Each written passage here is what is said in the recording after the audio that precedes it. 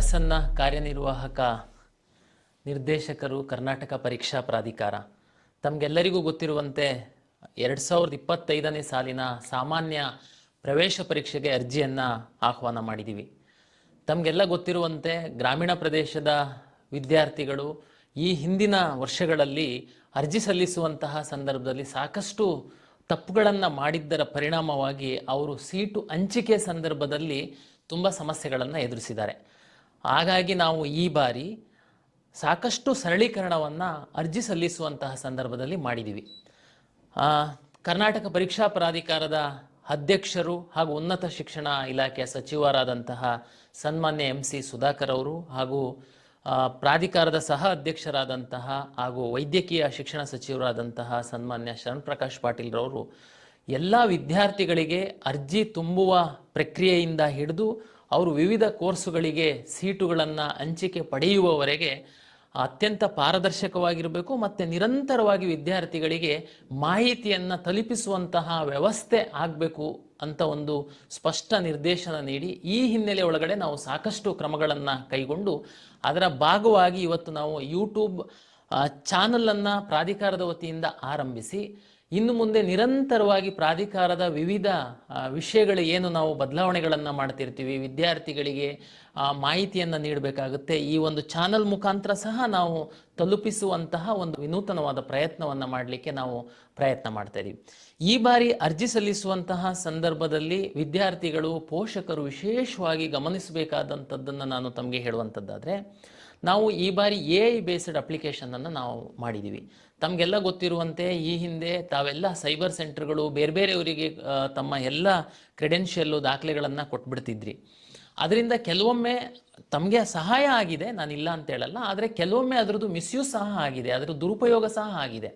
ಆದ್ದರಿಂದ ಈ ಬಾರಿ ನಾವು ಒಂದು ಅಪ್ಲಿಕೇಶನ್ಗೆ ಒಂದು ಮೊಬೈಲ್ ನಂಬರಿಗೆ OTP ಬರುವಂಥದ್ದು ಹಾಗೂ ಪ್ರತಿ ಹಂತದಲ್ಲಿ ತಾವು ಲಾಗಿನ್ ಆಗಬೇಕು ಅಂತಂದರೆ OTP ಸ್ವೀಕರಿಸಿ OTP ಎಂಟ್ರಿ ಮಾಡಿದರೆ ಸಹ ಮಾತ್ರ ಲಾಗಿನ್ ಆಗುತ್ತೆ.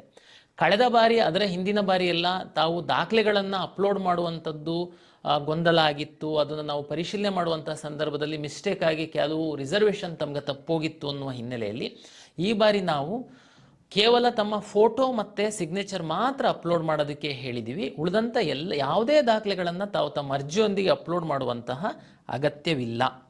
ತಾವು ಮತ್ತೆ ಏನು ಮಾಡಬೇಕಂತಂದರೆ, ತಾವು ಯಾವ್ಯಾವುದು ರಿಸರ್ವೇಷನ್ ಇದೆ, ಕನ್ನಡ ಮೀಡಿಯಮ್ಮು, ರೂರಲ್ಲು, ತಮ್ಮ ಜಾತಿಗೆ ಸಂಬಂಧಪಟ್ಟಂಥ ಅದು 371J, NCC, ಸ್ಪೋರ್ಟ್ಸ್ ಯಾವುದು ರಿಸರ್ವೇಷನ್ ಇತ್ತು ಅಂತಂದರೆ ತಾವು ದಯಮಾಡಿ ಕ್ಲೈಮ್ ಮಾಡಿ ಮತ್ತೆ ತಾವು ಓದ್ತಾ ಇರುವಂತಹ ಕಾಲೇಜಿನ ಪ್ರಾಚಾರ್ಯರ ಬಳಿ ಹೋಗಿ ಆ ಮೂಲ ದಾಖಲೆಗಳನ್ನು ತೋರಿಸಿದರೆ ಅವರು ಅದನ್ನು ವೆರಿಫೈ ಮಾಡಿ ಪ್ರಾಧಿಕಾರದ ಲಾಗಿನ್ ಕೊಟ್ಟಿದ್ದೀವಿ ನಾವು ಪ್ರಾಚಾರ್ಯರಿಗೆ, ಅವರು ಲಾಗಿನ್ನಲ್ಲಿ ಹೋಗಿ ಅದನ್ನು ಅಪ್ರೂವ್ ಮಾಡ್ತಾರೆ. ಇದರಿಂದ ಏನು ತಮಗೆ ಸಹಾಯ ಆಗುತ್ತೆ ಅಂತಂದರೆ, ತಾವು ಏನಾದರೂ ತಪ್ಪುಗಳಾಗಿತ್ತು ಅಂತಂದರೆ ತಾವು ಅಲ್ಲಿಯೇ ತಮ್ಮ ಕಾಲೇಜ್ ಹಂತದಲ್ಲೇ ಸರಿ ಮಾಡಿಸ್ಕೊಳ್ಳುವಂಥದ್ದಕ್ಕೆ ಪ್ರಾಧಿಕಾರ ವ್ಯವಸ್ಥೆಯನ್ನು ಮಾಡಿಕೊಟ್ಟಿದೆ.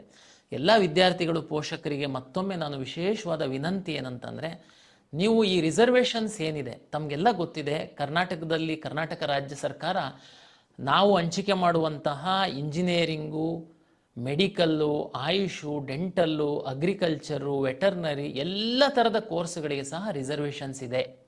ತಾವು ಅರ್ಜಿ ಹಾಕುವಂತಹ ಸಂದರ್ಭದಲ್ಲಿ ರಿಸರ್ವೇಷನನ್ನು ಸ್ಪಷ್ಟವಾಗಿ ನಮೂದಿಸಲಿಲ್ಲ ಅಂತಂದರೆ ನಂತರದ ದಿನಗಳಲ್ಲಿ ತಾವು ಅರ್ಹತೆ ಇದ್ದರೂ ಸಹ ತಮಗೆ ನಾವು ಸೀಟ್ ಹಂಚಿಕೆ ಮಾಡಲಿಕ್ಕೆ ಆಗಲ್ಲ. ಹಾಗಾಗಿ ದಯಮಾಡಿ ತಾವು ಯಾವ್ಯಾವುದೆಲ್ಲ ರಿಸರ್ವೇಷನ್ನಿಗೆ ಅರ್ಹರಿದ್ದೀರಾ ಅದನ್ನು ಪರಿಶೀಲಿಸಿಕೊಂಡು ದಯಮಾಡಿ ಅರ್ಜಿ ಹಾಕುವಂತಹ ಸಂದರ್ಭದಲ್ಲಿ ಭಾಳ ಸ್ಪಷ್ಟವಾಗಿ ತಮಗೆ ಅನ್ವಯಿಸುವಂತಹ ರಿಸರ್ವೇಷನ್ಗಳನ್ನ ಹಾಕಬೇಕು ಅನ್ನುವಂಥದ್ದು ನನ್ನ ಕಳಕಳಿಯ ವಿನಂತಿ. ಯಾಕೆಂತಂದರೆ ಸೀಟು ಹಂಚಿಕೆ ಅದರ ಆಧಾರದ ಮೇಲೆ ಆಗುತ್ತೆ. ತಾವು ನಂತರದ ದಿನಗಳಲ್ಲಿ ಬಂದು ನಂದು ಇದಿತ್ತು ಹಾಕಲಿಲ್ಲ, ನನ್ನ GM ಆಗಿಬಿಟ್ಟಿದೆ ಅಂತಂದರೆ ನಾವು ಅವಾಗ ನಿಮಗೆ ಸಹಾಯ ಮಾಡಲಿಕ್ಕಾಗಲ್ಲ. ಹಾಗಾಗಿ ದಯಮಾಡಿ ಅದನ್ನು ತಾವು ಮಾಡಬೇಕು ಅಂತೇಳಿ ಈ ಹಂತದಲ್ಲಿ ತಮಗೆ ವಿನಂತಿಯನ್ನು ಮಾಡಿಕೊಳ್ತೇನೆ. ಇದು ಕೇವಲ ಅಪ್ಲಿಕೇಶನ್ ಹಾಕುವಂಥವರಿಗೆ ನಾವು ಇವತ್ತು ನಾವು ಈ ವಿಡಿಯೋವನ್ನು ಮಾಡಿ ರಿಲೀಸ್ ಮಾಡ್ತಾ ಇದ್ದೀವಿ. ಮುಂದಿನ ದಿನಗಳಲ್ಲಿ ಪ್ರತಿ ಹಂತದಲ್ಲಿ ನಾವು ಕರ್ನಾಟಕ ಪರೀಕ್ಷಾ ಪ್ರಾಧಿಕಾರ ವಿದ್ಯಾರ್ಥಿಗಳಿಗೆ ಪೋಷಕರಿಗೆ ಯಾವ ಮಾಹಿತಿಯನ್ನು ನೀಡಬೇಕು, ನಾವು ಪ್ರತಿ ಹಂತದಲ್ಲಿ ನಾವು ಮಾಹಿತಿಯನ್ನು ಯೂಟ್ಯೂಬ್ ಮೂಲಕ ನಾವು ನಮ್ಮ ಪರಿಣಿತ ತಂಡದ ಮೂಲಕ ತಮಗೆ ಮಾಹಿತಿಯನ್ನು ತಲುಪಿಸುವಂತಹ ವ್ಯವಸ್ಥೆ ಮಾಡ್ತೀವಿ. ತಾವು ಹಾಗಾಗಿ ಕರ್ನಾಟಕ ಪರೀಕ್ಷಾ ಪ್ರಾಧಿಕಾರದ ಯೂಟ್ಯೂಬ್ ಚಾನಲನ್ನು ತಾವು ಫಾಲೋ ಮಾಡ್ತು ಅಂತಂದರೆ ತಮಗೆ ಪ್ರತಿ ಹಂತದ ಮಾಹಿತಿ ಸಿಗುತ್ತೆ.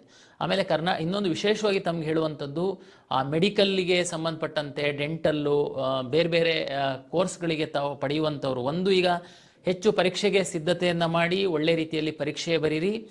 ನಾಳೆ ಸೀಟ್ ಹಂಚಿಕೆ ಸಂದರ್ಭದಲ್ಲಿ ಸಹ ನಾವು ಅತ್ಯಂತ ಪಾರದರ್ಶಕವಾಗಿ ಪ್ರಾಧಿಕಾರದ ವತಿಯಿಂದ ಸೀಟನ್ನು ಹಂಚಿಕೆ ಮಾಡ್ತೀವಿ. ಹಾಗಾಗಿ ಬೇರೆ ಯಾವುದೇ ಮಧ್ಯವರ್ತಿಗಳು ಅಥವಾ ಬೇರೆ ಬೇರೆ ನಾವು ಸೀಟ್ ಕೊಡಿಸ್ತೀವಿ ಅನ್ನೋದಕ್ಕೆಲ್ಲ ತಾವು ಈಲ್ಡ್ ಆಗಬಾರ್ದು, ಅವರಿಂದೆ ಹೋಗಬಾರ್ದು ಅಂತೇಳಿ ಹೇಳ್ತಾ, ಸದ್ಯಕ್ಕೆ ತಾವು ಪರೀಕ್ಷೆ ಬರೀಲಿಕ್ಕೆ ಅರ್ಜಿಯನ್ನು ಸಲ್ಲಿಸಿ ಅಂತ. ಆಮೇಲೆ ನಾವೀಗಾಗಲೇ ಬ್ರೋಷರನ್ನು ರಿಲೀಸ್ ಮಾಡಿದ್ದೀವಿ. ವೆಬ್ಸೈಟಲ್ಲಿ ಸಂಪೂರ್ಣ ಮಾಹಿತಿ ಇದೆ.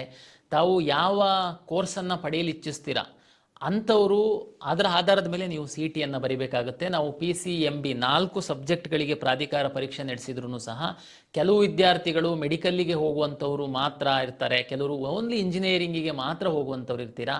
ಹಾಗಾಗಿ ನೀವು ಕೆಲವರು ಬಯಾಲಜಿ ಬರೀಬೇಕಾಗುತ್ತೆ, ಕೆಲವರು ಬರೆಯುವಂಥ ಅಗತ್ಯ ಇರಲ್ಲ. ಹಾಗಾಗಿ ಅದೆಲ್ಲ ವಿವರವನ್ನು ನಾವು ನಮ್ಮ ಬ್ರೋಷರಲ್ಲಿ ಕೊಟ್ಟಿದ್ದೀವಿ. ತಾವು ದಯಮಾಡಿ ಆ ಬ್ರೋಷರ್ನ ಓದಿ ತಾವು ಸರಿಯಾದ ರೀತಿಯಲ್ಲಿ ಅರ್ಜಿಯನ್ನು ಹಾಕಬೇಕು ಅನ್ನುವಂಥದ್ದು ನಮ್ಮ ಪ್ರಾಧಿಕಾರದ ವತಿಯಿಂದ ತಮಗೆಲ್ಲರಿಗೆ ನಾನು ವಿನಂತಿಯನ್ನು ಮಾಡಿಕೊಳ್ತೇನೆ. ನಮಸ್ಕಾರ.